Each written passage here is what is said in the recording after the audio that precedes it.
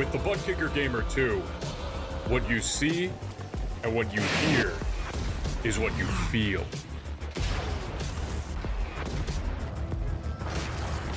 ButtKicker.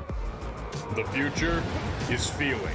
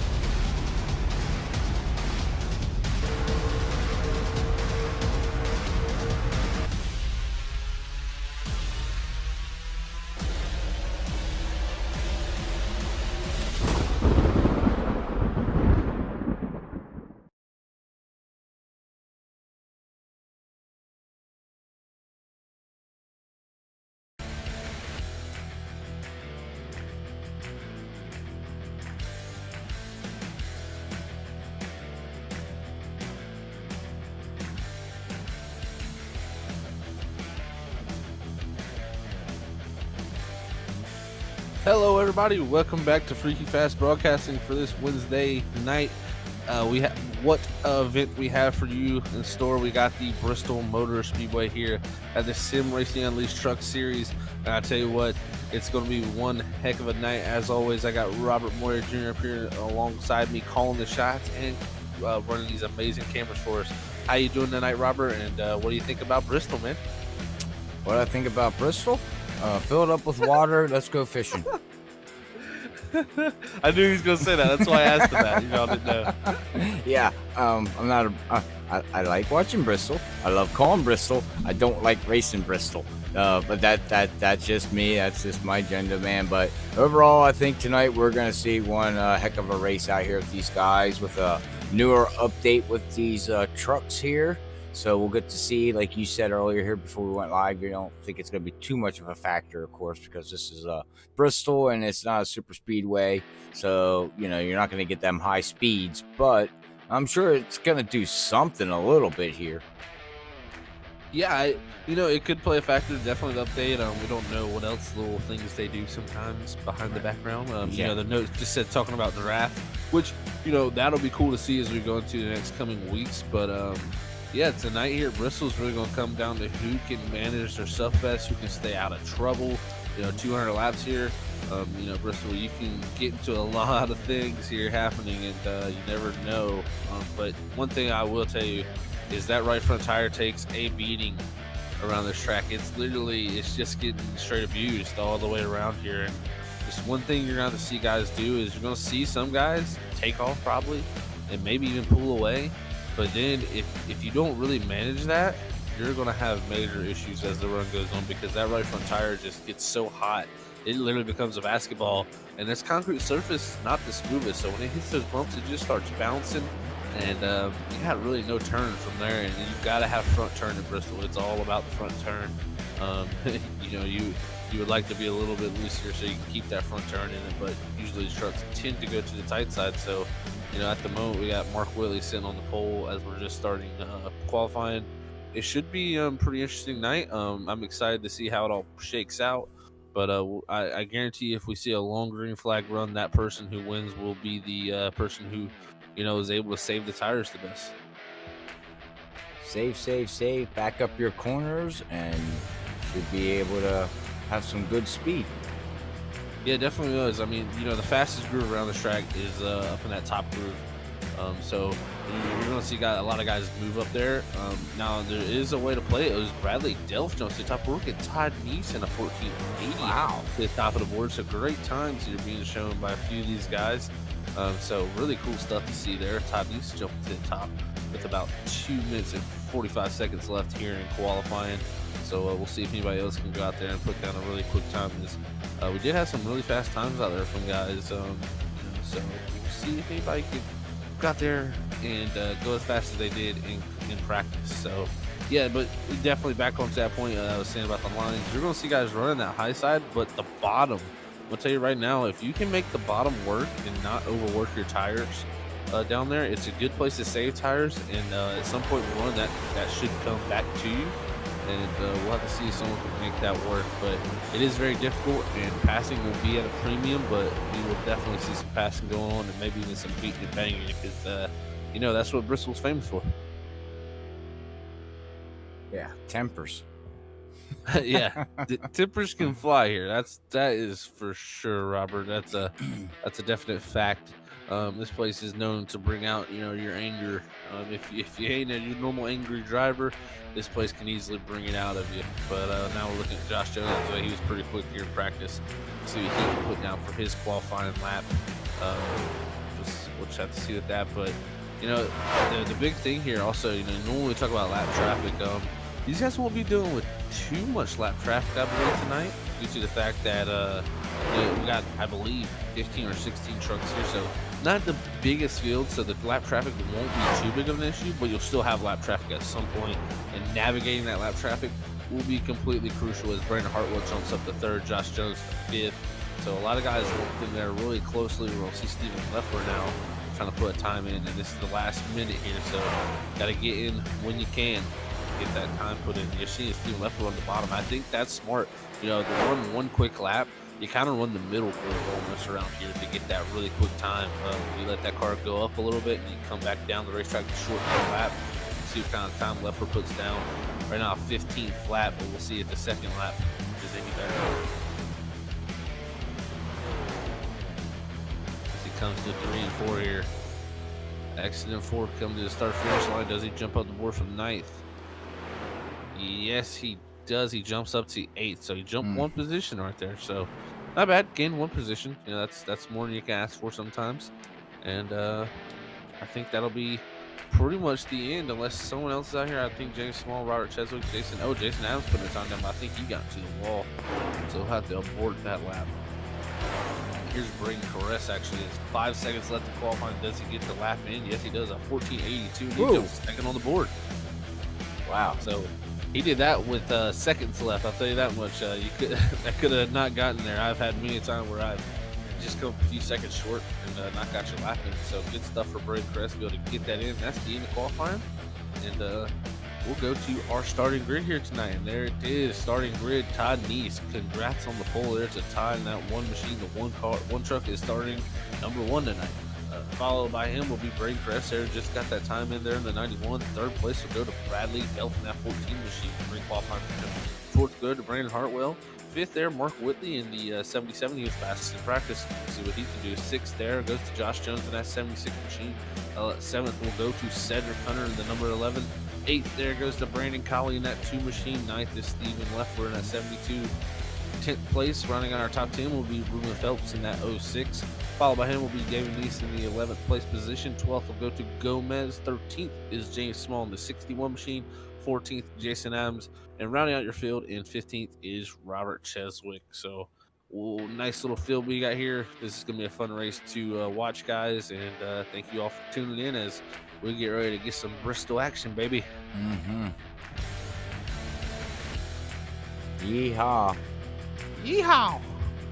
We're not in Texas. NASCAR is in Texas. Yeah.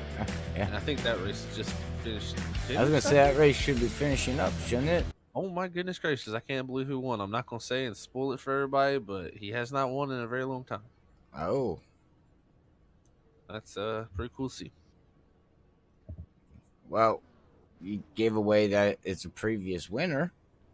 Yeah, that's true. So I got that much. Okay, give me that credit. Now my brain's thinking, and I'm not gonna look. I'm not gonna cheat. But now I'm gonna sit here and think. Previous winner. I'll tell you what. I'll give you a good hint here, Robert. You really like his paint schemes. Oh, Candy. Yep, Candy. All right, that's all I'm saying. Good job. All right, woohoo, Toyota. All right, here we go. We got some Toyotas out here tonight too. I do believe we got a couple Yeah, we do. Fords, Toyotas. We Got got Toyota third there. yeah, we got Fords and Toyotas, and that's all we got. Okay. Chevrolets out Oh, there. God, don't swear in my ears, man. All right. That's a bad word around here. Yeah, bad word. It's a bad word here at Freaky Fast. Anyways, how's everybody doing out there tonight? Hopefully everybody had a great Tuesday and had a great Wednesday. Hopefully you enjoyed the show yesterday with our broadcast with our double headers on Tuesday, and now we're here tonight with Sim Racing Unleashed. 200 laps at Bristol Motor Speedway, where I'm going to go bass fishing after we're done. We're going to add water. I mean, they're going to be adding dirt to it next year, so why don't we just make a pond out of it next? Oh, that's going to be so cool. I honestly, I can't wait to see Bristol with dirt. I really... It's going to be a spectacle, Robert. That's for sure. Can you imagine being a fan sitting down on the front row in the grandstands at the dirt? You're going to be eating dirt all night. Yeah, right. These guys picked the green flag here to start our concrete racing tonight. So, well, I'll tell you what, when there's dirt, they will be eating a lot of dirt in the stands. Yeah, I wouldn't want to be there. I'd be like, I want way up top. Yeah, that's for sure. Yeah, the bottom seats are going to get, as they say, oh man, what's I say now? I can't think of it now. They're going to get walloped, I guess you could say. Okay. All right. It wasn't the word I was looking for, but I couldn't think of it, so I just thought of it. So it'll be interesting. I can't wait for that. See that maybe in iRacing we'll get that version of Bristol. I'm sure we will at some point. So you never know. Could we see more dirt races around Bristol with these stock cars? Oh yeah, I'm sure we will. On that way. So as right now, look at this. Bradley Delph. He's got a little pressure there from Josh Jones, but look at Mark Willie trying to work the bottom. The thing is there, just tough to make that bottom work. So we'll see if he can make that work. But I can tell you what, if you run the bottom, it does save the tires unless you're very hard on those tires down there. It's just tough to make a pass here early. Hey, it's tough, but like you said, though, that's where you want to be to save the tires. So you got to pick and choose. Do you want to be tough to try to pass somebody, or do you want to save the tires to pass them later when they burn off their stuff? Yeah, that's always the question you got. Do I go out there and try to get the lead and then pull somebody off to where they have to use their tires to pass me later, and I use my tires up in? So, I'm normally the guy that waits, but I tell you what, it doesn't always work. You get to that person and then you learn, well, now I've used my stuff up trying to get back by them. So you're pretty much in an even boat at that point. It's just hard to pass without a difference in speed here. I'm the same type of driver. I tend to lay back, just run the race, don't race nobody out on the track. But in the long run, Zach, it hurts me because I lay back too long and I don't get too aggressive, I guess. I've been told that for years. Get more aggressive. And, as Mark gets into the 14 of Bradley, and, you got to be a little aggressive sometimes out here, especially at Bristol. You want to make a pass, you gotta go for it. You got to put yourself in, situations you really don't want to be in, but that's Bristol for you, baby. That's for sure. Right now, Todd Neese got a lot of pressure from Brandon Hartwell. He's trying to make the pass on the bottom. It's just really tough, but he's actually going to clear the top of Todd Neese there in the one. He's going to slide up. That's going to let Braden Caress now get to the inside of Todd Neese. Todd Neese definitely took off out there, but then the pack caught up back up to him pretty quickly. But I tell you what, Todd Neese, like we say each week, don't worry, he'll be back up there. Oh, yeah. Yeah, that's Todd Neese. And we'll come back here, too. Brandon Callaway there, he was fastest in practice. Well, second fastest in practice, I do believe, wasn't he? I believe so. Yes, he was, actually. Yeah. Mark Whitley was first. But anyways, he just got passed by Cedric Hunter there in that Cat 5. As you can see, he's down there running the low line. And then he's got good old our buddy there, Ruben Phillips. They're in the Hot Wheels machine. Yep. I don't see our Freaky Fast logo anymore there, Ruben. What's up with that there, dude? I think it's there. Hold on, let me check. Where? I don't see it. He had it on the hood last week. He took it off. Oh. He took it off. What a guy. Hopefully his mom's out there. It's all good. I do appreciate him running it for one race for us. What a cool cat. I know his mom's out there watching him on Facebook. So welcome, Mom. I know who you are now.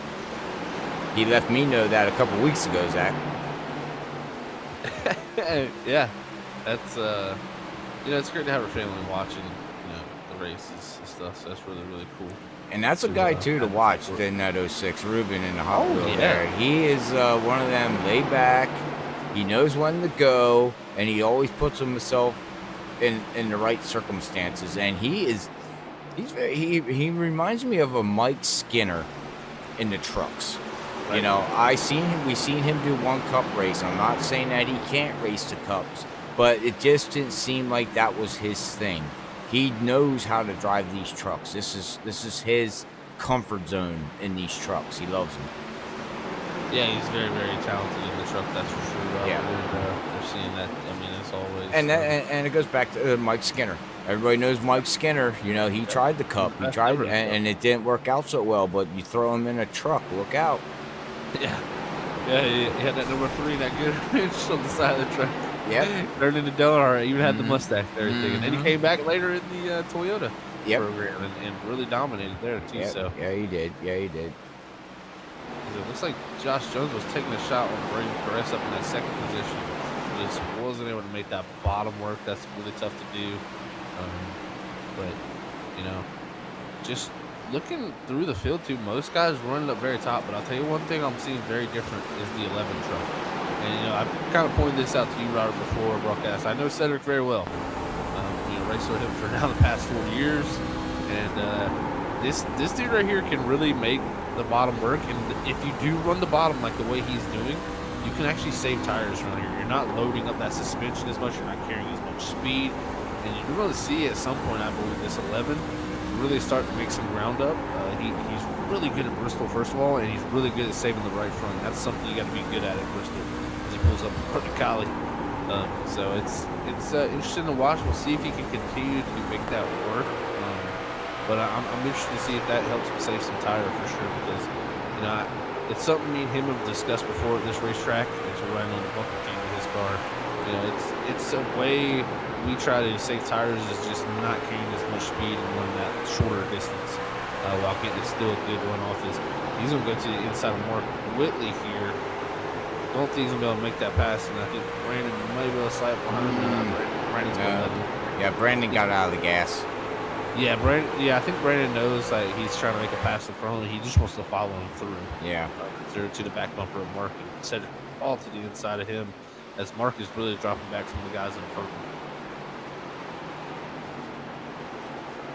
And this is really one of the tracks that it's all about tire management. If you burn your stuff up, you struggle here on the long runs. I want to say this, but like almost anybody can run a fast lap on this track. It's kind of just on the track where you can send it. You can do it. Trust me. Trust me, I can't. You just gotta send it in there. Once it sticks, you figure that out, and it goes. But you can't do that every lap here. You got to be very smooth. Yeah. And apply the power. Want me to send it in there? I send it in there and turn it, and it goes right to the wall and hits it. Don't tell me I send it in there. I tried that multiple times. Don't work. Robert's downplaying his driving ability. I am. You realize I have not been behind a wheel in almost 2 years now. Yeah. 2 years I have not raced. Tell you what this man can do. He can finish consistently, though. So. Well. Thank you. I'll give myself that. I could do that. I know how to finish races. Yeah, consistency is key too. And I'll tell you what, Josh Jones has now got to the second position. Bradley Delph up the third. They're getting by Braden Caress, who seems to be falling off a little bit here. But Hartwell's really gone. He's up to a 1.7 second lead now.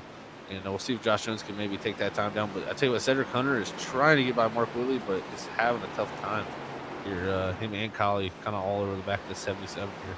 Well, they're all running around 15 nines, 15 eights, 15 sevens. Yeah, it runs pretty consistently in the same ballpark. So.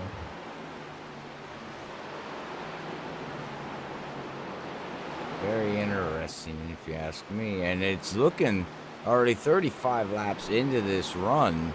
We're looking green flag here, which is awesome.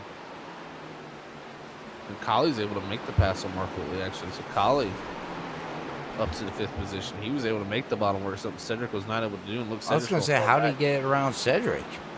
Yeah, you know, Cedric got stuck on the bottom behind Mark. He went around the outside of him, and then he used the bottom perfection. And so almost some contact between Stephen Leffler and Cedric Cummings. Stephen Leffler on the outside now, trying to work his way around Cedric as he caught up to Mark. But I think Mark's kind of become not a roadblock, but he's definitely the cog in the wheel.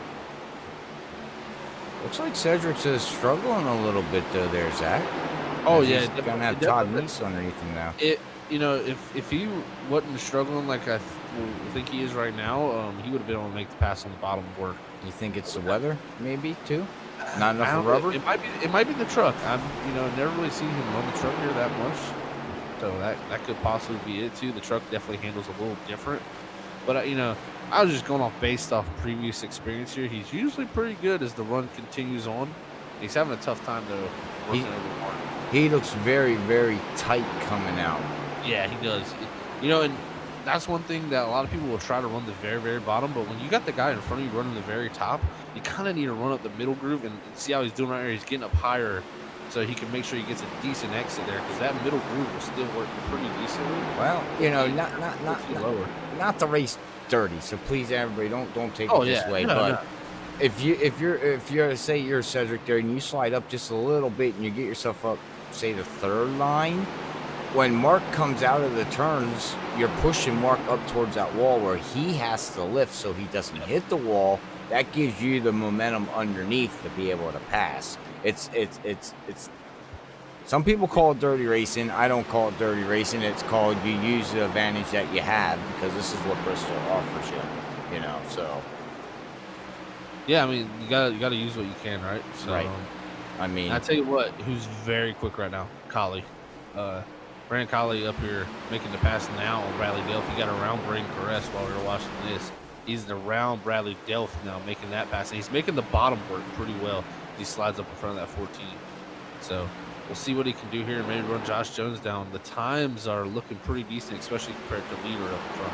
Well, I can tell you this. I know we were just talking about 10 laps into this now. Mark's back end's a little damaged because Cedric got into him.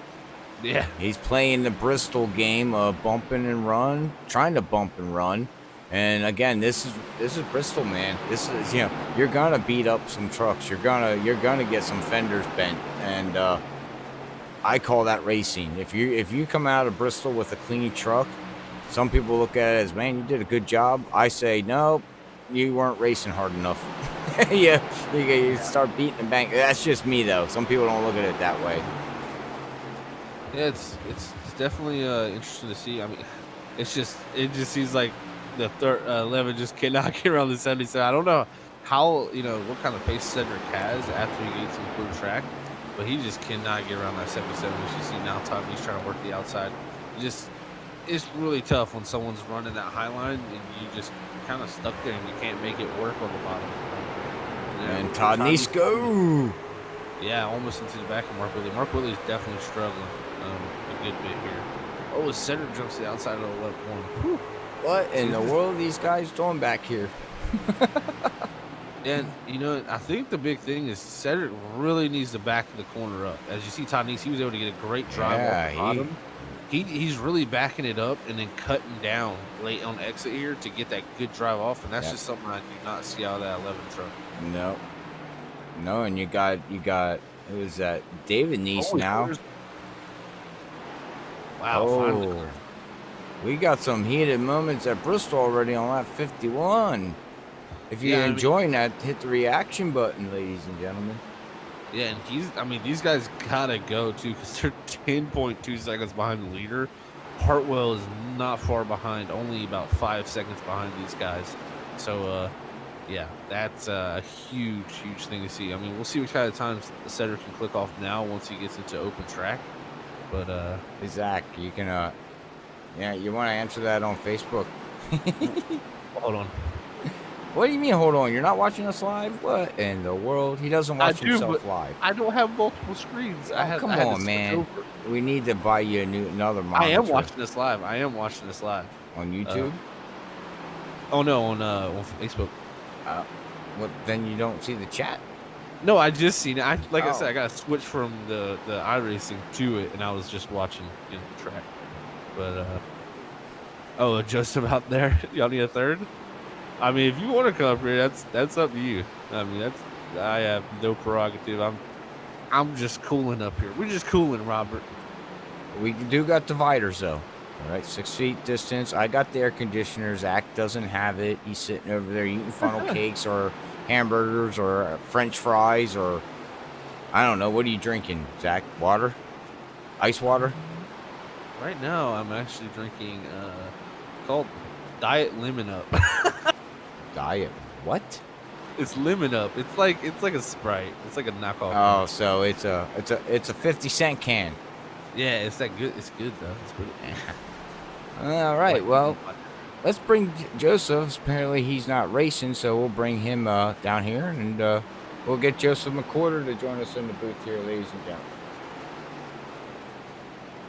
Joseph, what are you doing there, sir? That doesn't have a mic. Now he's shy. He's what? So now he's all of a sudden shy. Yeah. Whatever. Hey, look at Collie, though, man. Up to second. Yeah, he's running really good lap times, too. 5 seconds behind. And he's he's matching the leader. That's the problem. Yeah, I was just ready to say it. You see that? 'Cause, I think he pulled himself back out. His mic might not be working. He said, use your phone, fool. I mean, I got my phone in front of me, but I ain't trying to run my battery down. Sound was messed up. Is that what he said? No, we'll try it again. Sound still messed up? Nope, I got you now. Oh, okay. I got to turn you up. Yeah, sorry, I'm on a different microphone because I'm at work. Sitting in a truck stop. Watching this, what was a really good fight between old Cedric Hunter and Mark Whitley there. Yeah, definitely. It's definitely getting spread out now too, because like I mean, we got Collie matching times with the leader, so that really right there is just pretty much set in stone. Stephen Leffler's drove up the third too while we were talking about that. He's running some good times. Josh Jones fell back to fourth now. And look at Todd Neese, our pole setter. Remember, like I said, I figured he would come back because of just he definitely seemed like he was definitely saving something in the bank there. And he is trying to make the pass now to get to that fourth position over Josh Jones. But I tell you what, right now, Mark Whitley on pit road 2 in the 77 here on lap 60. I was just ready to ask you, when do you think pit stops are going to be opening? How far can we go? About 100 laps? I mean, you can go about 180, 160, but you're going to be wanting to pit around 100, that's for sure. These tires aren't going to be too happy. I think you split it right down the middle. I mean, that's definitely the best strategy in my opinion. But, I mean, with the fall off we're seeing, and, for some of these guys, I would, it's a possibility you want to run, two-stopper. If you were out there, Joseph, what would you do? Pit around lap 100? Yeah, well, I mean, it really just depends. I mean, you could pull a strategy like what Todd did and back up and go ahead and fall back a few positions and save tires. And, that kind of gives you a little bit more wiggle room on when you want to pit. But normally I think with the trucks I'd probably pit, I don't know, around 100 to 115. I think is normally about my window when I do a truck race here. Because just eventually the tires just want to give up. Yeah, they definitely do. Like we were saying all through this podcast, this track is all about tires. You literally destroy them going around these high banks at these high speeds like this, and the load is just unbelievable. So it definitely plays into that factor. The biggest thing I will say for Mark after pitting there, I mean, he did go 4 laps down there on that pit. It actually looks like he may be coming back down as he's on the apron still. So he may have had some issues there, but he's coming out now. But the thing is, this track is only a 15-second, about 14, 15-second lap. So to unlap yourself, by doing that extra strategy, you only got to catch up, the 14 or 15 seconds. So it's not like a normal track where you got to run somebody down from 30 seconds back to unlap yourself. Yeah. But you go multiple laps down when you pit here too. So adding that extra pit stop definitely doesn't help. And I think your best way is always to one stop it if you can. And we'll see how that plays out. I mean, right now Hartwell is just really pacing really well with Collie behind him and Steven Leffler, pretty much matching lap times for the top 3. Something I noticed a few laps ago was Todd Neese clicked off 3 laps in a row that was faster than our leader. He's definitely catching the 2 in front of him, both Brandon Collie and Steven Leffler. Yeah, it'll be interesting to see if he can continue that pace up there. I mean, last time I was a 16:48, so a little bit off there, but he's getting into clean track now. That's a 16:27, so good lap there. Well, and leader Hartwell, oh man, whew. He 25 to 27. Oh yeah. I mean, yeah, you can definitely tell. I mean, I can't really see what was going on, but judging by his lap time, it must have been something big because he went all the way from a 16.25 to a 16.8. Yeah, it was 3 wide action there. He was lapping the 06 of Boone Phelps for the second time, and now he had Cedric Hunter in the middle there.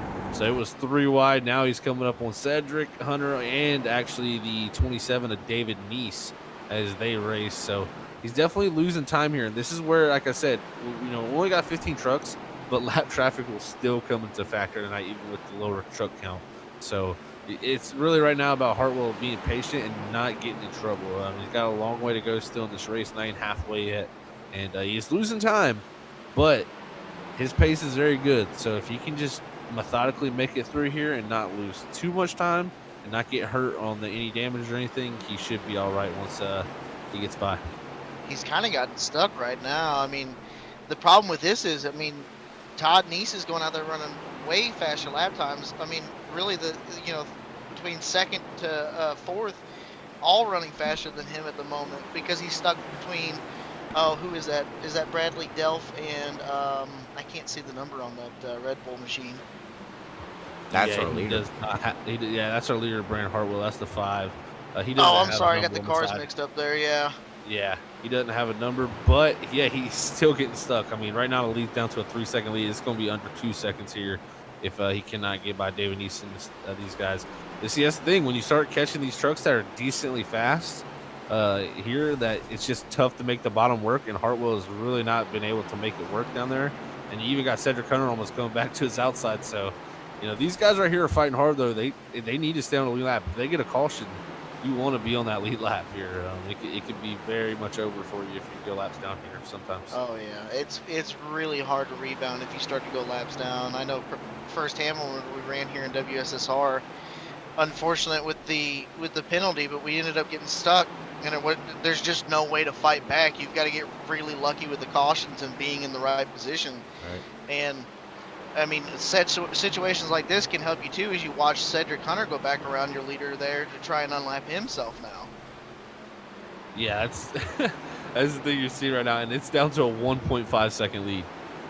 So Brandon Collie is going to be here in a matter of about 3 or 4 laps. And what's he going to do with traffic then?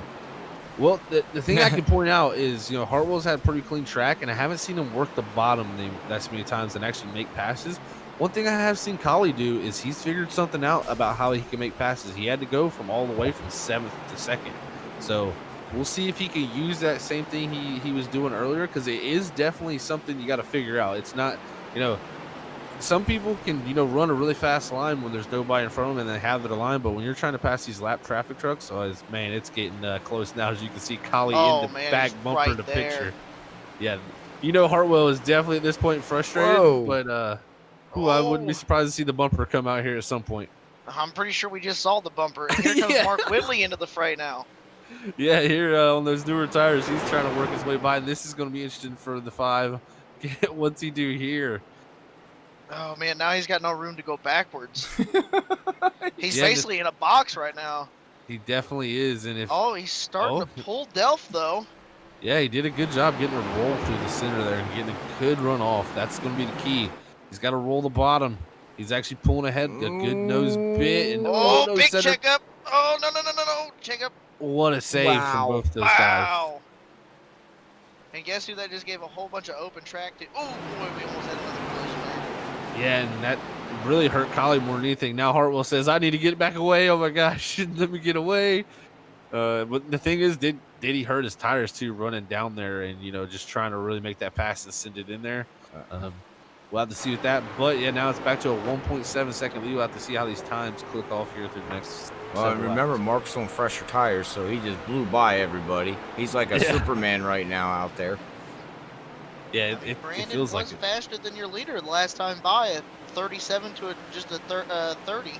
Yeah, it's very much so. We'll have to see if that continues. A 53 there to a 32. So yeah, we'll see if Brandon can run him back down and get to the back bumper of this number 5 up here. Because I tell you what, it's Hartwell's had pretty much clean track all behind him this whole race, about a 4 or 5 second lead, and then that traffic has really brought it back into the hands of Brandon here to give him something to think about, because we're nearing pit stops. I imagine lap 100 is coming soon, and these guys will be wanting to get off these old tires. Yeah, and the other thing is something that I've noticed about Brandon, the last few times that we've raced Bristol together, is he's really patient and will just wait behind a line until something, if he's in behind some lead cars, he'll sit there and wait and just wait and wait and wait and then just save tires and let them drive harder and then finally make the move and just work that bottom. And I think that's what we're seeing here tonight.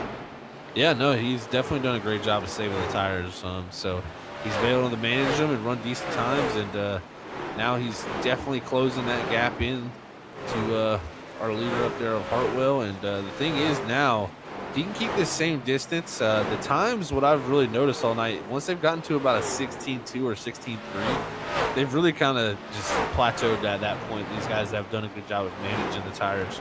They're really right now just managing tire temp more than anything, trying to keep that tire temp down and run some really consistent times. As I think he's seen the leader there jump back, actually, 31. So 31 there's a 28. There's a 28 also from Collie, so pretty much matching times up front here. Another 28 to 28 there. Now, see, here's the question. So, with this situation here, we're getting so close to pit stops, and you're within a second and a half of the leader. Do you pit first? I mean, do you try and go ahead and try and leapfrog the leader here on pit road? Like we've seen in the past, like Mark Whitley at Indy. Yeah. I don't think so. I mean, I don't think so. Not for Brandon. And here's the reason why is he's pretty fast. He's matching the leader, so there's no point in leapfrogging. And you seen him catching Brandon Hartwell when he got in traffic. So he's going to hit traffic again, and he's going to be able to catch up to him again, and maybe he can think how he wants to get by. So I wouldn't play the leapfrog just yet. I just don't. I know this is only one more pit stop coming up if we stay green, but I don't know. I just think I wouldn't. I'd pit when he would, but that's me. It's a very valid point there, Robert. But at the same time, these tires, they just seem to even out. If you get into a phase here where you just keep hitting the same lap time over and over, it really depends on traffic, which you were pointing out is a very good point. Yeah. The leader's always going to have a tougher time getting around traffic, but once guys start going multiple laps down. Leffler to pit road.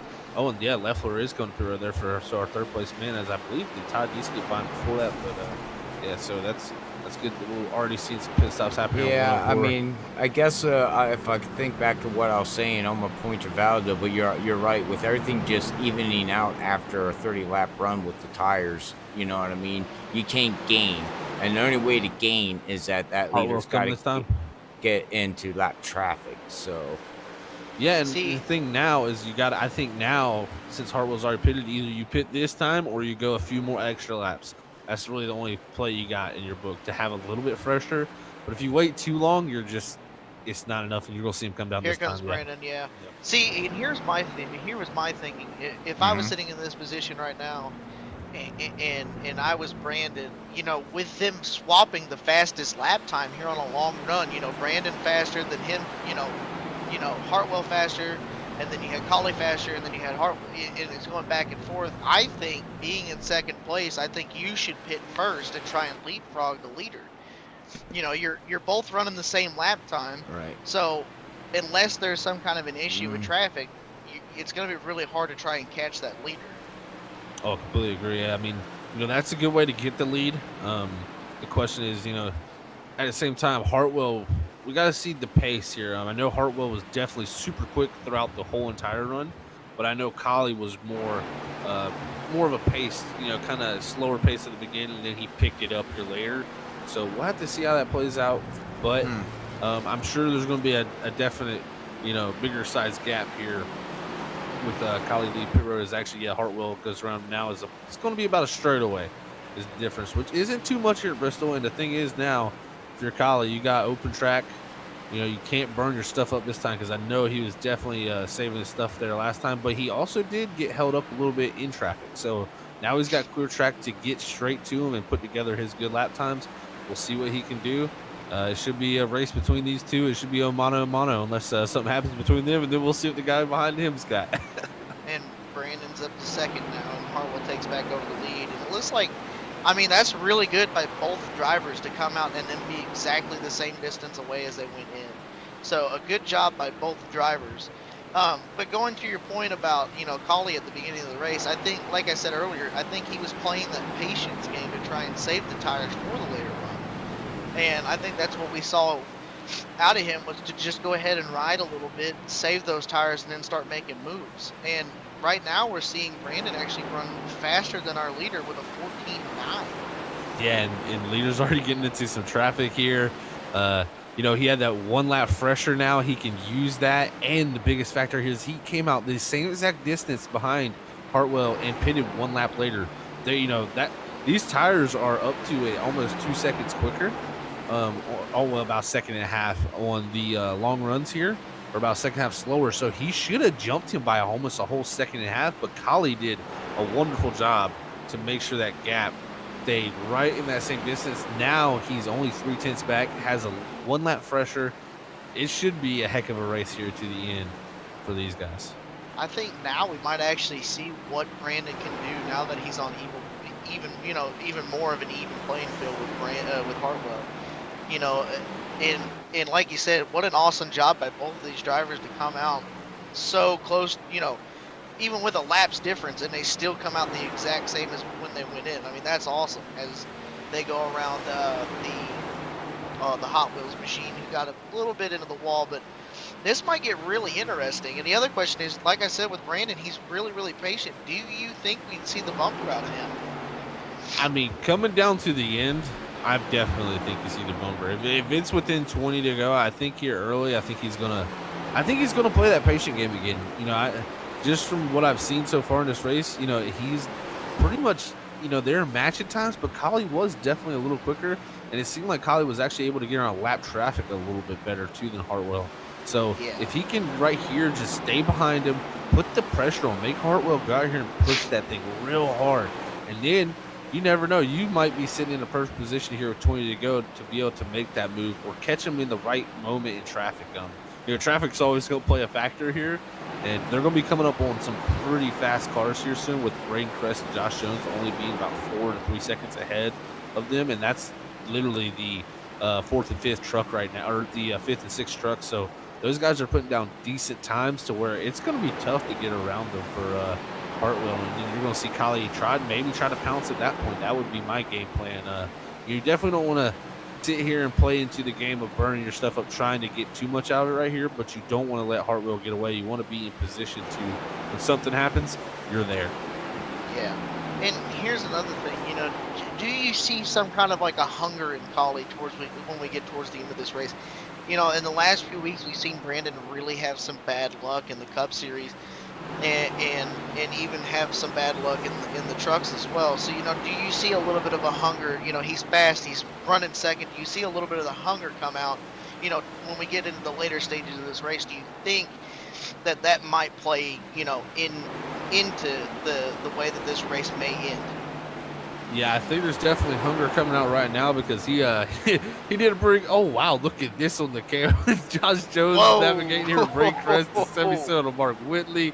Woo, that was a battle to watch. But I'll tell you what, going back to the hunger thing, I definitely seen some hunger coming out. He put all that hunger in the wall Oh, no. a couple times ago, 1 and 2. But it was a very light hit. It was, well, I mean, it's actually pretty good on the right front. But he'd already had a pretty damaged front end, so we'll see if that continues. I mean, he's still putting pressure on the leader.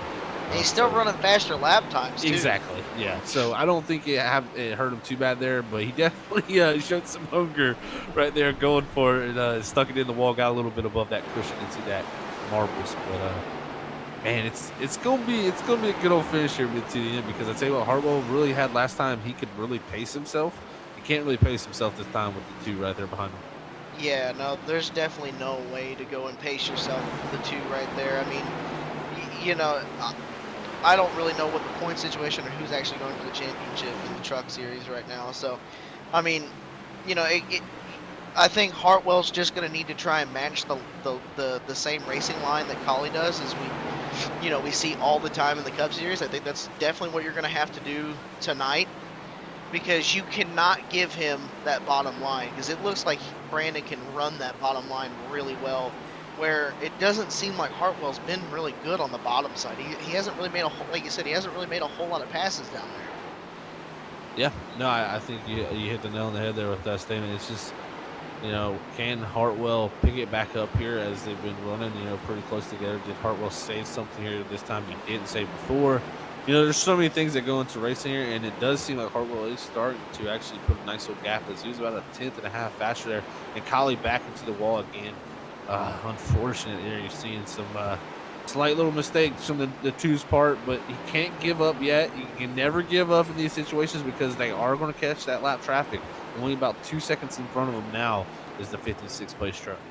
Yeah, and that's one thing that we've seen a lot out of Collie is little mistakes, and I'm guilty of this too personally. Making a small little mistake, and then you kind of compound that with another little mistake, and then a little, and it has that snowball effect. Yes. And that's something that I as a driver and a lot of drivers have to work through to get better and to put races together. I mean, like I've seen a big difference this season than what I did last season. I mean, I've made some mistakes this season, but you're constantly trying to go through and think about all those little mistakes, when really you just need to push them out of your mind and just kind of focus on the next lap. That way you don't get that snowball effect, as we see Brandon drop back to about a second and a half now. Yeah, he's slowly dropping back, and it's about a tenth of a second per lap here. We'll see if he can rebound from it. The thing right now is, I think that right front, it's showing the tires, so you never want to see rubber. When that right front's there, you never want to be able to see the tire actually exposed. And, this is a lower speed track, but at the same time, you're going up to 125 mile an hour through the center of these corners in Peachtree. So, you're still got a good bit of aerodynamics playing here at Bristol, so you definitely don't want to hurt that. And we have a caution. This is going to shake everything up. Oh, man, a caution. Threw it all out the window. Yeah, it looks like Ruben Phelps there, the 06 Hot Wheels truck there, might have had a little issue. No, that was some racing there between him and 24 and the 77, as we'll go back on the Freak Fast replay here and check this out. Let's see, we're right along with Ruben Phelps in that Hot Wheels machine. There he's got Jason Adams there in the 24 on the bottom of him. You got Mark Willey also coming up on top. Kind of goes to the middle right here. Jason Adams gets a run and just gets right into the rear. Down. Oh, and Mark Willey hard into the outside wall. Yeah, and that was some net code. That was some gnarly net code between him and Mark. That's really unfortunate. Yeah, I mean, it looked like the 06 just tried to give Mark a little bit of extra room, because it looked like Mark was a lot faster, and then just unfortunately he just came down a little bit too much and tapped the nose of Jason Adams there. So an unfortunate event for both drivers there. Definitely is. Yeah, it's tough, man. You're getting past on both sides there. It's kind of hard to pick where you want to go. And I tell you what, now with the limited amount of cars on the lead lap, Collie needs to really sit on pit road and get that right front damage fixed, because it definitely affected him there. Yeah, but the thing is like, did it actually affect him, or was it just the compound of hitting the wall multiple times is what affected him? That's kind of the question, and he needs to evaluate how it's driving, And that was something that he's probably going through as he's running those laps until the caution came out. Is like, all right, how bad is it? Do I need to fix damage? Is it still okay? Was did I lose that time because of the damage, or did I lose the time because of the wall? That's kind of the stuff like that. I didn't even think about it. They got a fast fix. Oh, they do have a fast fix. I forgot about that. Yeah. Yeah, and he took it. So he said he's going for the win. I think that's the plan here for him. He's like, you know what, get the damage fixed. I'm going for the win. He didn't use it. He did not use it. He didn't use it, actually. Never mind. I was staying corrected. I was too far away. Maybe Brandon is confident in what that machine still has in it. So, maybe we'll see what happens in the future here. I mean, at least now, if anything happens, let's say like a late race shenanigans with some lap down cars, now he's got that in the bank. That or use it for your advantage and just run somebody over. Robert's always got the most interesting ideas. I'll tell you what, I there's a few people in the All-American 400 this weekend that would have liked that. A little bit of a faster pair. Man, things got wild doing that race this weekend. Yeah, it's just faster birds are a good backup sometimes. Definitely, it's like that wild card in the back of your pocket. So maybe Kylie's thinking about that situation. We're also gonna have some guys take the wave here. So I think Cedric Hunter's gonna take the wave. Actually, he may and actually Mark Whitley there, and I believe that is Gomez. Yeah, so Gomez, Cedric Hunter, and Mark Whitley are all three going to take that wave around here and try to get themselves back. Gomez, that's the 61. That's James Small. 33. Oh, and the 33's there. I don't see a 33. Yeah. My bad. Yeah, he's 4 laps down, but he was 5 laps down. He's gonna go to 4 laps down. Mark Whitley's gonna go from being 4 laps down to 3 laps down. And Cedric Hunter's gonna go from 1 lap down to back on the lead lap. And I tell you what, now the big thing for these guys is cautions breed cautions. We've seen this before on Freaky Fast. You can have a rash of cautions here at Bristol when it starts getting down to the nitty-gritty like it's about to. And I'll tell you what, we've only used 2 sets of tires for most of these guys. It's actually the pace truck already pulling back off. We're going to go back green flag racing, but we have 2 sets in the pits. Here. Yeah, it's very key. Oh, they got both a really good start. Look, Brandon pulls ahead going into turn 1. This is going to be And critical. He's got the high side. He's going to have to really get on. Oh, a big wiggle out of both of them. Whew, the cold tires and Hartwell loose again on the bottom. There he goes. Brandon to the lead. Oh, no, big stick up behind him. Caution is out, but it's not from them. Yeah, I don't think so. No, David Niche, James Small, Jason Anderson. 27 lost it. Well, like you said, Zach, cautions breed cautions. This is a Freaky Fast curse, man. Let's go back on the Freaky Fast replay It's here. not a Freaky Fast curse. It's an everything curse. Yeah, it's iRacing curse, really, probably. But when it happens, man, it literally they just start clicking off, and you'll see your look just cold tires. Oh, that thing Cedric Hunter nowhere to go. Yeah, him, Mark Cedric Whitley, Hunter and Jason nowhere to Adams. go. Mark Whitley nowhere to go. Man, that's just unfortunate. Oh, Hard Cheswick, lick too. for the 6 and the 61. Yeah. So half the field. 5 or 6 trucks. Right yeah. Way to go. Spill your dew. Yeah, he's got dew all over the track now, doesn't he? He just doo-dooed the track. Now, I can't remember what the rule is here. Can you choose your line? You can, I believe. I'm not sure that actually, Justin. That's a good question. I mean, if I was Brandon right now, I would choose that outside line. Oh, honestly. yeah, all day long. Unless you get amazing restart, especially going on green. You definitely want that outside line. If you had control, I'd say the bottom would work pretty well, but you can't spin the tires, and you gotta have the start of your life. I mean, well, and that's something that we didn't see out of the leaders, but we did see back in the pack. I mean, those two were perfect, right on the money. I mean, they were pretty much just dead equal, with Brandon just edging out a nose going into the corner. I mean, if I was Brandon right now, I'd be picking that high line and doing exactly the same thing as what he did last time. I completely agree. And on cold tires, it seems a little bit free on the bottom, especially. So, just having someone pinch you down. If they get if Hartwell gets a good run here on the start, like Collie did, then if he pinches you down, you're pretty much done for. You're going to have to clear in 1 and 2 for that bottom to work, and we'll see how that works. But I tell you what, as this caution came out, this really helped Cedric Hunter Bradley Delph got the lucky dog back too, but Cedric Hunter, taking that waiver round, he did get damage, but he's actually taking the fast fix here as he comes down. He's gonna get some new tires on that race truck, and now he's gonna be on the lead lap to be able to maybe move a few positions as he was really struggling throughout this race. Yeah, I was gonna mention that's what I ended up doing in the WSSR race there at Bristol was, going ahead. Even though I was 2 laps down, I went ahead and took the wave around, and we ended up having a lucky caution, and that ended up putting me from like running in the around 20th to bringing me all the way up for fighting for a top 10. So, a good plan by Cedric and getting lucky with that yellow. So you really can't complain with that, as Brandon does take the high side. Oh, he's Yes, saving he his does. fast repair. Who did? Brandon, he's saving his fast Oh. repair. If he started on the bottom, he was just going to run somebody over. There's nobody in front of him though. He's gonna hit the brakes though. Yeah, but He's if he's just gonna run into Hartwell there. yeah, that's what I mean. If Hartwell passes him, I just run through him. So now it just comes down to who on this restart can get a better restart. Well, Yeah, they both spun the tires coming out of one on the last restart, so We'll have to see as the pace truck pulls off this time. We'll be nearing 50 to go here soon. They both take Brandon's off got a pretty better dead even start. again. Yeah, Still that got the nose nose ahead. That's the key. Stays the tight nose on ahead. Hartwell. Brandon's and free. Whoa, big wiggle.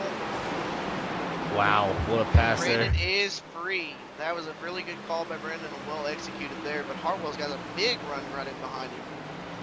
And here's the question. What would you do in this position, Zach? Do you ride in behind Brandon? I mean, we still got 50 laps to go, or is it attack mode time? I mean, what would you do in this position? 50 to go. This is almost attack mode. I was almost pretty much a similar situation to this in the WSSR race, and I knew I couldn't make my tires work for more than probably 60, 70 laps. We had about a caution with 50 to go. And that was, my thing to say, you know what? I was pretty good for the first 50 laps. So screw it. Screw saving tires and any management. I just went out there and ran as hard as I could. But the thing is now with Collie having to have that outside line here, Hartwell's got to work so hard to make this pass work. He's trying to make that bottom work. He's doing a great job of it, actually. Not getting too bad to run off. They're actually be side by side as they go down to 3. This is going to be a heck of a race between these two. Yeah, and Hartwell's got to be really careful because coming off that bottom side, especially coming out of 3 and 4, that thing can get real squirrely real fast if you get back on that throttle way too quickly. And and that's one problem with running that bottom side. So you've got to be really careful on how you come back to that throttle to try and make that move. Oh, it's definitely super critical as you're right on board with Steven Leffler looking at this battle up front. There's a good little view of this as these guys go side by side through 3 and 4. And it's going to be tough, man. If I'm Collie here, I just hit my marks and make sure I don't get in the wall and make a mistake. Anything that Hartwell does is going to be tough to make the bottom work. If you make a mistake, it's going to make it easy. Yeah. And see, here's the other thing. Riding up against that high line, up against the wall, if you get a bumper in, if Hartwell gives Brandon Collie the bumper here, I've seen it. I've even done this. I've seen it to where you can just bounce right off of it and just yank that thing to the bottom of the racetrack and get an awesome run off. I did that to the. I've done that to the leader before, and thinking that maybe he would catch the wall and then I could go to the bottom, but he ended up just driving away from me. So you've got to be really careful with that because you could end up actually giving the leader more distance away from you. Yeah, you definitely can. You also can, put that leader too hard into the wall and check yourself up and get some nose damage. It's hard to get from behind these cars when you're up against the wall, already on the edge of the limit. It's just hard to turn back down, that quickly to miss a car hitting the wall. So that's something we'll have to watch as, man, Hartwell is still putting the pressure on, trying to go make that bottom work. We'll have to see if Collie can hold on for these last 40 laps because we got 40 to go. It's going to be 40 laps of straight attack from that number 5. And and here's the other thing is, when do you get aggressive? Because as we see, Brandon's holding up the line, and here comes, the 91. We've got him coming into the picture. We've even got Cedric Hunter coming into the picture. Josh Jones is starting to come back into this picture now. you know, the more laps that we're running, we're seeing more and more of these trucks get back into this fight. So, you know, when does Hartwell get aggressive? You know, you know, Zach, talk us through, you know, if you're in this position right now and you've got this many trucks behind you just hounding at you, you've got Stephen Leffler and Todd Neese, who's really good in about that medium run, which is what we're going to be seeing towards the end of this, you know, the late stages of this. Do we see him have to be aggressive with Brandon Colley and have to hit him? You know, what would you do in this position? Yeah, the hitting part, I usually try to keep that. You know, unless you're blocking me, if you're throwing some big nasty blocks on me, I'll definitely move you out the way. But I usually save those. It'd have to be about 5 to 10 to go, just because if I get into you, I don't want you to get back to me first of all. So gotta time it well there. But also, you know, in this position here, I've been in this position before where you're running second in Bristol and you're trying to make that pass on the bottom and you try to get aggressive, make the pass on the bottom, then someone jumps to your outside, you lose that position. Next person behind him jumps to your outside, you lose that position. Then you just said, well, I went from going to getting the lead to now I'm back and forth, and now I got to pass another 2 cars. So you got to be careful. You got to make sure when you try the move on the bottom that the guy behind you is not directly there able to slide up into that top lane, because if that guy can slide up into that top lane, you're just going backwards. So right now, Hartwell's got to be watching the mirror, watching up front. He's got to be doing a lot of things here, trying to manage these runs, because you do not want to have a truck jump to your outside and you lose another position. Yeah, exactly. And I'm amazed by the pace that Brandon and Hartwell are actually pulling off, even running side by side like they are. And you got to think, you know, what's going through Stephen Leffler's mind right now as he's sitting in third. I mean, if I'm sitting where he is right now, I'm thinking, oh man, I hope there's some late race hijinks and I can just slide on by these two. You know.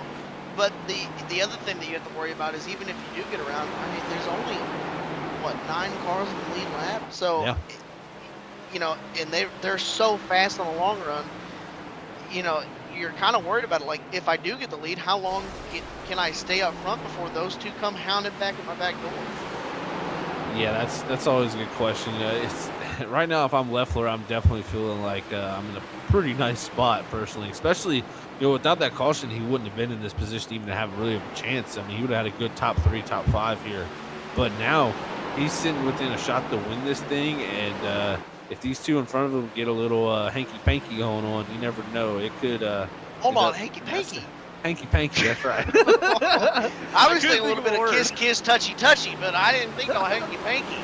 I hope if that comes down to it, I hope Hartwell's nice enough to buy Brandon, some flowers and some chocolate, and some, just, be very nice. A little bit of wine and dining, a little bit before that. Always a good time up here in the booth, man. It's getting down though to crunch. It's under 30 to go, and Hartwell's been trying, but I'm telling you, I think making Brandon's that pass doing on the the right bottom. thing, because yeah. If you look at his lap times, he's running consistent. He's not changed his pace at all. I think he's sitting in the perfect position. Once he got that lead right there, you don't want to just go and say, all right, I'm going to run qualifying laps. All you want to do is just keep that number 5 stuck on that bottom, keep him close, but don't let him get to where he can clear you. That's when you push. When you see him attacking, push. When he's not here attacking you, this is when you save and you make sure you're saving your stuff so you don't burn it up before this end. I'll tell you what, it's gonna be a very interesting ending to this race. Hartwell's gonna have to definitely get the elbows out and maybe use the bumper. That's really the only way I could possibly see him getting around. Or do we catch some lap traffic? That has a factor too, because these top 3 are all on top of each other. Yeah, and here's something that I was thinking about, kind of as a reference to what Brandon's doing right now. If you think back to like the Phoenix race in the Cup Series, I had fresh tires behind me, hounding at me, and I just, I kept clicking off the same, hit my marks and hit the same lap times. And somehow I was able to just make that work, and they weren't able to get around me. And I think that's what Brandon has to do here. He's going to have to just run consistent, no mistakes. Don't think about what happened earlier. Don't worry about what Brandon Hartwell's doing if he's trying to get to your bottom. Just focus out that windshield and hit your marks. Don't make any mistakes. This is the perfect opportunity to just not mess up. It definitely is. With 20 to go here, he's not messed up yet. And I tell you what, we got a new player coming into the picture too in 4th. He's actually only 8 tenths back now and running some pretty decent lap times. Actually, a little bit quicker than Kali there, about a couple hundreds quicker. In that 4th position is the 11 of Cedric Hunter. Cedric being my teammate and all, I can really. He's just some reason what it is about him in late races. He always seems to show up in the late race moments. Says, "Oh, I think we lost Joseph. I'm gonna pull him back down." There he is. I got him back. Oh boy, Discord crashed. My bad. No, you're good. I got you, buddy. But what I was going back on to what I was saying is, where did Kali go? He blinked out. Uh-oh. No. Yep. Oh no. Did he reappear behind him? No, he's where? He's gone. He's gone. Oh man. I tell you what, Oh, there he is. He's on the bottom side there, Cedric. But is he a lap down? So far, yeah. He is. Yeah, he's a lap down. Oh no. Oh no. Wow. Oh no. That's a kick to the gut right there, man. I think I jinxed him by bringing up the bad It's okay. You got a fast repair. Use it. Cedric, you're going to be my test experiment. Yeah. Man, Well, the other thing is he's he's not going to be able to do that though, because if he does, he's evolved. in the lucky Yeah. dog. Oh, yeah, he's crap. involved in the That's wreck. right. Yeah. Dang it. So, Oh man. No, you can wreck somebody without getting a time 0. I Get mean, time 0. you got to be pretty good to do that. Well, blink You gotta blink be out when really you're doing it. gently. I don't know. That's I mean, some this David changes- Blaine stuff right there. This changes everything now. I mean, Hmm. Cedric Hunter's up here. He's running faster lap times than the leader. Stephen Leffler's trying to get to his inside. Oh, Cedric, can he get there? No. I'm afraid that Stephen's going to end up doing what you were talking about, Zach, and Cedric going to be able to plug that hole. Look right here. And right here, he Yep. get a wiggle, and Cedric to the second. Can he clear him? I'm gonna go back to what I was saying before you disconnected. Cedric has this weird knack of running terrible during races, and just all of a sudden showing up at the end. I always mess with him about it. He's just terrible at the beginning, and then somehow he just shows up, and it's like, oh yeah, Cedric's in this race. But man, he's there in a second now. Stephen Leffler got Kali to his outside, but Kali is a lap down. I tell you, I'm totally heartbroken for Kali because man, he did everything right. I'm sure there was a couple beeps and boop. Oh, there was a I bunch of can beats imagine. there. Blah. Yeah. Yep. I can tell you firsthand after being a teammate with him for a while. I can definitely tell you that there was definitely some foul language coming out. Oh man, Cedric Hunter all over the back bumper, and that is somebody who is not afraid to use that. No, he's not. At all. He will use it. Trust me. I know firsthand experience. I know not firsthand. afraid. Yeah, I'm his teammate. So if he uses it on his teammate, he'll use the bumper on anybody. Trust me. And it's coming down to it now with 8 to go. Cedric is literally there. I don't know what he's figured out. He was. I mean, I hate to say it, Cedric, but you were terrible. Yeah. Well, I think the other thing is like you said earlier, Brandon has to be careful running that bottom line, trying to get around Brandon Colley. Yes. So that way he doesn't use up his Burn tires. stuff. And I think that's exactly what we're seeing right here. Is Cedric was able to just kind of get through nice and easy. It was slow, kind of like the way Brandon was at the beginning of the race. Definitely was, and he is hounding him. It's gonna be coming to 6 to go here. I'm kind of scared to see what's going to happen. I kind of see it in the future here. Maybe some Red Bull being crinkled up a little bit that might crush a Red Bull can, that pink truck. But oh man, hopefully he can make a nice clean pass. I think Cedric's not gonna like just Destroy. I think he's not going to. I think Cedric's gonna make a really clean bump and run. He's just gotta time it right, and I think right there is the perfect time. That late center exit, the way that he's right there, that right there, yeah. That late center exit is the perfect time to do that because he comes off that wall. That's the perfect time to bump him and get him back up the racetrack. Man, You see the way man. that you see the way that Brandon is coming off the. There he goes, another bump. 3 to go, and those bumps are only going to get bigger. And Mark Whitley on the bottom with the blown engine. Looks like he's going to get out nice and out of the way, so it's not going to cause no issues there for the leader. So good job on his part. But man, remember we're coming to 2 to go. There it comes again. Oh, There it is. no. Oh no! Big Oh. bump. Brandon still got the lead. Oh, and Cedric, he definitely wasn't trying to give him too. Oh, and Hartwell into the wall Back again. into the wall. Here Can comes. Cedric do it? We're coming to the white flag the next time by. What is going to happen? White flag in the air for the flag man. Let's see what goes on here. Cedric already gave him a good old boop. Is there Yeah, another on him It is thing? again. Oh, And again.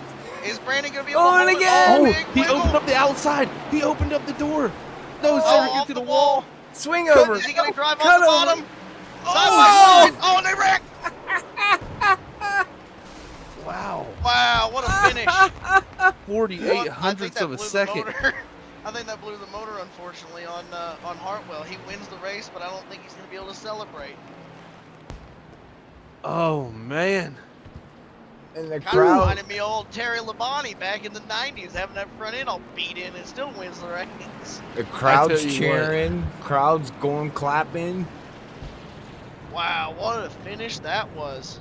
I don't think Cedric thought the outside was going to open up like that. He drove it way too deep, got into the wall, almost pulled the crossover, but that little bump to the rear end actually stopped his momentum. And Yeah. I tell you what, Hartwell was not going to let him go by. He saw him coming, and he turned dead left down the straightaway, and he said, "Nope, we're wrecking if this happens." But man, woo, what a crazy finish there. That was fun to watch, guys. That was real, such a heartbreak for Brandon, but what an Yes. exciting finish between Hartwell and Cedric Hunter. Absolutely stunning, and awesome job by Hartwell to sit there and take bumps like that. Yeah, no, he did a great job to have the fortitude to hold on to that, to really even have that chance to keep it together. He got a pretty big bump there from Cedric with 3 to go and kept it out the wall, and Cedric definitely did a good job of backing up the corner not to kill him. Now he needs so, help getting good pushed job. around the victory lane. Yeah, he definitely does. Well, if everybody enjoyed that, don't forget to hit that reaction button. Whew, my goodness gracious. What, now we got 3 of them trying to push each other. They're all just trying to give him a good congratulations, and the winner should go celebrate at the start finish. Oh, I yeah. like it. I've been there. I've done that for drivers. Actually, I think I even did that for Zach one time. Yeah, I probably have. I can't even remember, but I think you ran out. I think you ran out of fuel, and I pushed you at the last when we were still running Racing Freaks. Probably it probably had happened before, man. That's really cool to see. But congrats to Brandon Hartwell. We're going to go to a quick break here, and we'll get these gentlemen down here to have a chat with us.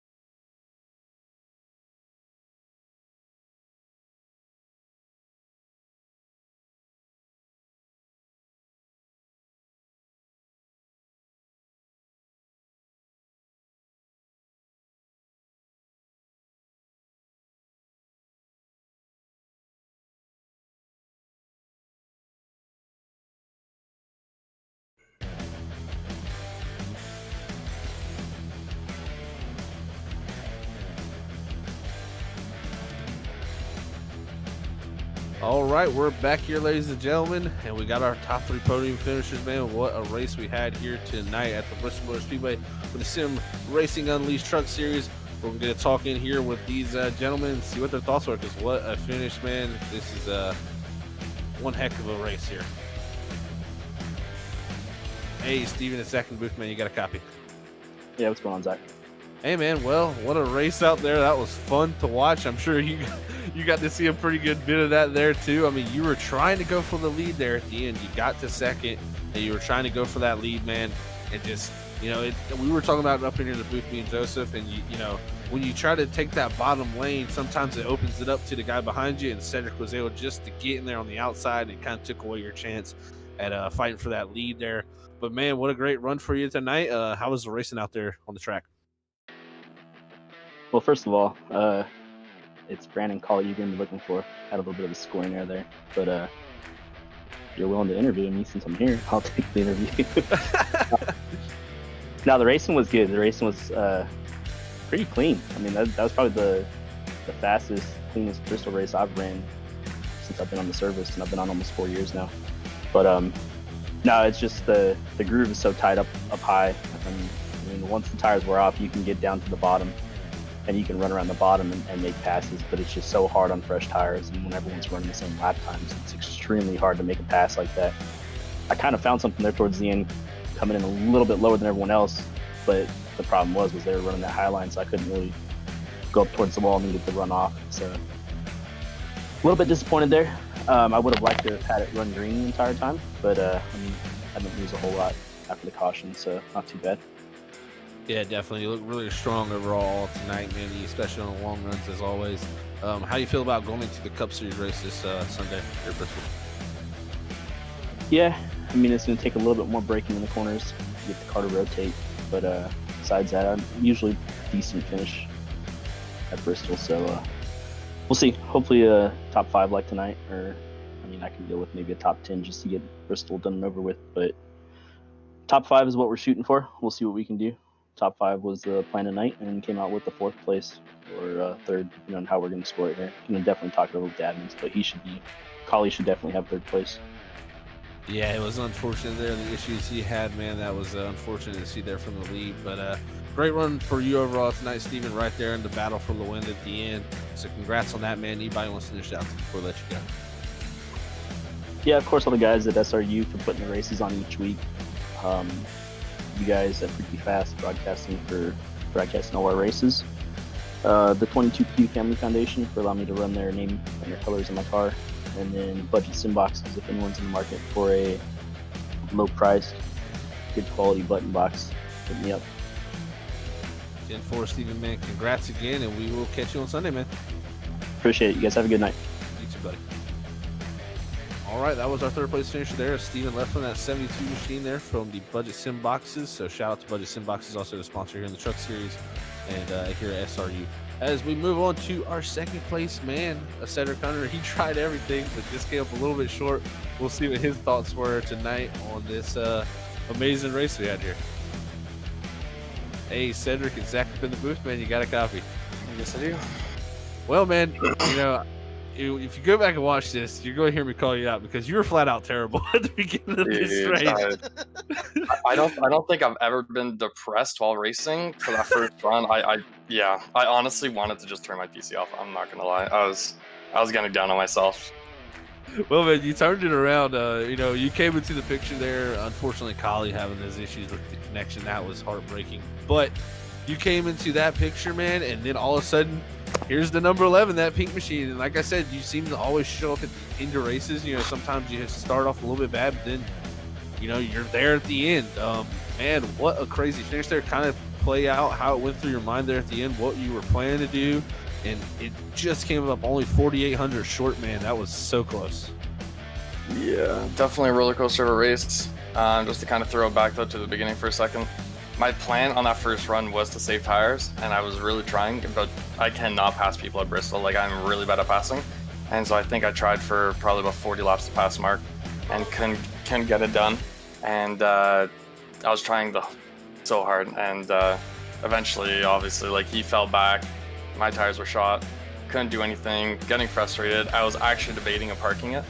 And, you know, I was like, oh, you know, maybe I'll figure something out, or maybe I'll just get lucky with cautions. And that's pretty much what happened. Got lucky with cautions, got to the front, and then my mentality completely changed. I was like, obviously I can't save tires, so let me just go all out. And that's what I did there at the end. It seemed to work out, oddly enough. Going to the finish, I was kind of testing out the runs on Hartwell just to kind of see how close I can get to him. I did get into him, I think, with like 5 laps to go. And that wasn't intentional, but that was kind of what I was planning on doing, I guess, on the last lap. Like, there's no way I was going to pass him, so my plan was just to obviously bump him into the corner. Hopefully it hits the wall and I can go by him, or at least, you know, drag race or something. And it almost worked out. Unfortunately, we didn't get the win, but after the roller coaster of a ride, honestly, I don't even feel like I would have deserved the win. Yeah, man, what a roller coaster, like you said. Now, coming down to that last lap, going into 3 and 4, I was very surprised. Hartwell opened up the outside lane. Did that actually catch you kind of off guard? Because it seemed like you hit the wall just because you probably didn't expect that.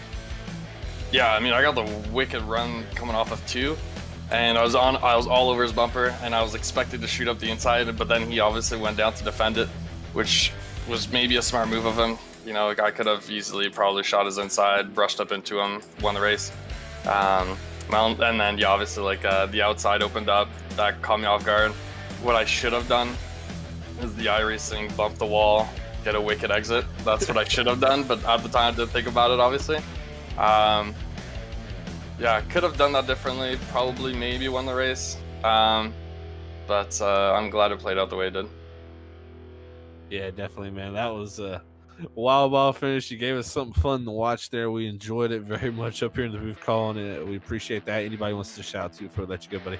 Absolutely. I want to shout you guys out. You guys always put on one hell of a broadcast. I cannot wait to go back and watch it later tonight. I want to shout out all the fans, all the drivers, and all the admins for letting me race and supporting, obviously, what I do. I want to shout out to Brandon. I'm so sorry that happened to him. With a few laps there to go, obviously leading the race and then blinking out and losing pretty much a lap from it, and it was unfortunate. He had a really good race. And definitely should have gone to top 3 for that. Yeah, unfortunately, like you said, man, but congrats again on the second place finish, buddy, and we will talk to you later, man. Sounds good. Thank you. You're welcome, buddy. Later, night. All right, that was Cedric Hunter there in the number 11 machine, bringing home in the second place position. Now we'll move on to our victory lane celebration here. The number 5, Brandon Hartwell in the Red Bull Can race truck. Hey, Brandon, Zach in the booth, man. You got a copy? Hey, man, well, what a race for you tonight, man. You made Bristol your home. You were really out there digging all night long, got the lead there early in this race, and kind of pulled away from there. And then it kind of seemed like you got to that traffic. It was just so hard to pass on the bottom. And then we know how hard it is here at Bristol there. And it let Brandon Colley definitely close the gap on you there. And it kind of seemed like a battle between y'all two there. You know, going back to that run there where where you actually came out of the pits, you know, about 1.2 seconds behind him. What was your plan there? Hoping it would go green, but how was the racing out there? Man, the racing was awesome. This is one track that I absolutely love. Get so close to that wall, get a damn good run off. Yeah, it was a lot of fun with Callie, and then he had a weird blink and put him a couple laps down or something. And then had a heck of a battle with Cedric there at the end. Yeah, definitely. We talked to Cedric. He had a roller coaster race. He did not have a lot of pace there at the beginning of this race, actually going a lap down by you. So he definitely found something there at the end. You know, I got a question to ask you this too. Is, you know, you were trying to pass Collie there, and it's so tough to pass on the bottom. I don't know what you had planned for him to get by him if you didn't have that issue. And then, you know, also with Cedric, do you feel like you burnt your stuff up maybe a little bit trying to make that bottom work and get by Collie because it's just so tough down there? Yeah, the bottom wasn't helping my tires at all. And then, I don't know, maybe it was about 10 to go. I got it into the wall right behind Collie. I think he got in the wall in front of me, and I just piled him up in there. And I felt like my truck was just so much slower after that. Yeah, definitely, man. What a battle there at the end. Also, Cedric, take us through that ending there. What was your plans? What were you hoping for? And I mean, it turned out well. So, you know, what was going through your mind through those last closing 10 laps? We actually had a little chit chat before the interview started and stuff, and he figured if he would have made a move to the outside when I was blocking the bottom going down the backstretch that last lap, that I would have put him in the wall, and he was 100% right, because I probably would have. Awesome, man. Yeah, it definitely looked like, I mean, when he got that runoff before there, you definitely were saying, no, sir, you ain't passing me today on this straightaway. So you definitely took a hard left there. It was great racing overall, man. We had a blast calling it, so it was fun to watch. You know, we go into the Cup Series here at Bristol on Sunday. How you feeling about the Cup car here at Bristol? Do you can reproduce these results if possible? That's got to be my favorite car to run on this track, to be honest with you. Well, that sounds like a good thing for you, sir, because you looked very, very good tonight in the Red Bull truck, man. So congrats on the victory here tonight. Anybody wants to send a shout out to before we let you go? Thanks, guys, for broadcasting. Thanks to the league. All you guys driving. Hell of a show. Awesome stuff, buddy. Thank you for the show, man, and we will catch you on Sunday, Brandon. And that was Brandon Hartwell, our race winner here tonight in the 5 truck. What a race overall for him tonight. That was fun to watch between him, Cedric, Steven Leffler. Unfortunate for Brandon Colley, because I tell you what, man, that would have been tough for the 5 to get by him there. And it would definitely have been an interesting battle down to the very end. And we're going to go to our race results now for tonight. Brandon Hartwell will bring home the victory, followed alongside by Cedric Hearn in that second position. Third place is going to end up in Steven Leffler's hands. Fourth is going to go to Braden Caress. Fifth is Todd Neese, the pole setter here tonight. Sixth will go to Bradley Delp. Seventh is David Neese. Rounding out your lead lap trucks, that's going to be Josh Jones in the 8th position, followed by Brandon Colley. Unfortunate there, going a lap down because of that blinking issue, going to finish 9th here tonight. 10th will go to Jason Adams. 11th, Mark Willing, that 77 machine. 12th will go to Gomez. 13th, Ruben Phelps. 14th, James Small. And rounding out your field here tonight is Robert Cheswick in the 15th position. What a race we had here tonight, gentlemen. Joseph, thank you for joining us in the booth, man. What was your overall thoughts about this fantastic race we just watched? First of all, thank you for letting me come in. It was a lot of fun, even with my janky setup right now, with having to use my my road mic and having to do all this on my phone. But I mean, the race was great overall. I mean, even with a small truck count tonight, I mean, we saw a great, really hardcore race. We saw comers and goers all night, and that's really what Bristol's all about. And so I think I learned a few things maybe to take into Sunday night. So definitely a really good race overall. I can't agree with you more there, man. That is a fantastic analyzation of this race tonight. It was a blast to call. Like you said, it was pretty much a perfect Bristol race with all the scenes we've seen there. Wrecking coming across the finish line side by side, bumpers, banging, flares, tempers, everything. It was amazing. And thank you all for tuning in, of course, here on Freaky Fast Broadcasting. It was a wonderful time here broadcasting it for myself. And Robert, what were you thinking here about tonight, man? Oh, man, Bristol. I hate it. I can't wait to fill this thing up with water, like I said before, and I'm going to be going fishing. But, man, oh, man, did they got the water swirling like a toilet right now when you flush it in America. Because these guys were going round and around and around, and what an awesome race. What an awesome finish. These guys put on one heck of a show here at Bristol. And, I can't wait, Zach and Joseph, until Sunday night when we bring out the cup cars here with SRU. So with that, we will be off Thursday night. We are going to be off Friday night. We are off this Saturday night. Everybody have a great, safe, happy Halloween. Make sure you get a lot of candy for your kids and don't eat all the candies. And please make sure you check all the candies for any openings, holes, or anything like that. And just do it safe. And we'll catch everybody Sunday night. But Joseph, thank you for joining us in the booth. Zach, well, and Joseph, we're going to sign off here from Bristol, and we'll catch everybody at Bristol again Sunday night. Until then, God bless everybody. We love you all. Peace out. Bye, everybody. Bye.